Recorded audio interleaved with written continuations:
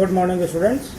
Class 9 UP board में आज हम हिस्ट्री के अंतर्गत चैप्टर नंबर 4 वन्य समाज और उपनिवेशवाद के संदर्भ में चर्चा करेंगे। वन्य समाज की चर्चा शुरू करते ही सबसे पहला प्रश्न मस्तिष्क में यही आता है कि वन किसे कहते हैं। वन वास्तव में प्राकृतिक अवस्था में स्वतंत्र रूप से और प्राकृतिक नियमों के अनुसार विकसित एक ऐसा परिक्षेत्र होता है जिसमें स्वतंत्र रूप से उगे हुए पेड़ पौधे, स्वतंत्र रूप से उगे हुए घास फूस और तमाम तरह की स्वतंत्र रूप से उगी हुई वनस्पतियाँ उपस्थित होती हैं और साथ ही साथ वन्य पशुओं का भी इस परिक्षेत्र में अस्तित्व पाया जाता है। वन्य जीवों का जो अस्तित्व होता है वो प्राकृतिक परिवेश के आधार पर विकसित, नियंत्रित और संचालित होता है। जो वन्य जीव होते हैं वो खाद्य श्रृंखला के आधार पर एक दूसरे के साथ व्यवस्थित होते हैं, अर्थात शाकाहारी जीव, मांसाहारी जीव और सर्वाहारी जीव अपने क्रम में होते हैं। शाकाहारी जीव पेड़ पौधों को, वनस्पतियों को खाकर अपना जीवन यापन करते हैं, जबकि मांसाहारी जीव शाकाहारी जीवों का भक्षण करते हैं। सर्वाहारी जीव शाकाहारी जीवों का और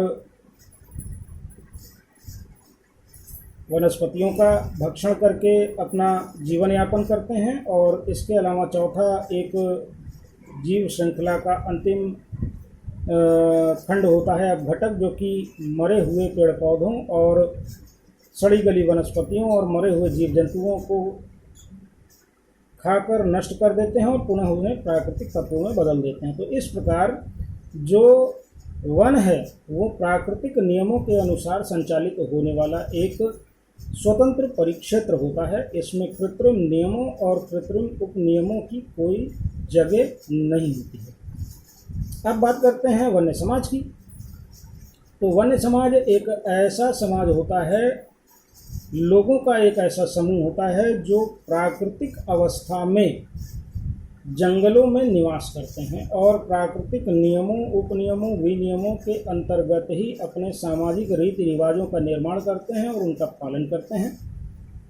बात करते हैं औपनिवेशिक काल की। तो औपनिवेशिक कालखंड भारत के इतिहास का एक ऐसा कालखंड है जो अपने आप में व्यापारिक शक्ति का प्रतिनिधित्व करता है। व्यापारिक शक्ति का प्रतिनिधित्व करने के नाते ये कहा जा सकता है कि भारत में मध्यकाल के अंतिम कालखंड में जो व्यापारी विदेशी भारत आए और उन्होंने भारत की राजनीतिक शासन सत्ता की फूट का लाभ उठाकर यहाँ अपनी शासन सत्ता स्थापित कर ली और भारत के वित्तीय संसाधनों का, भारत के खनिज संसाधनों का, भारत के वन संसाधनों का उपयोग उन्होंने अपने आर्थिक लाभ के लिए किया।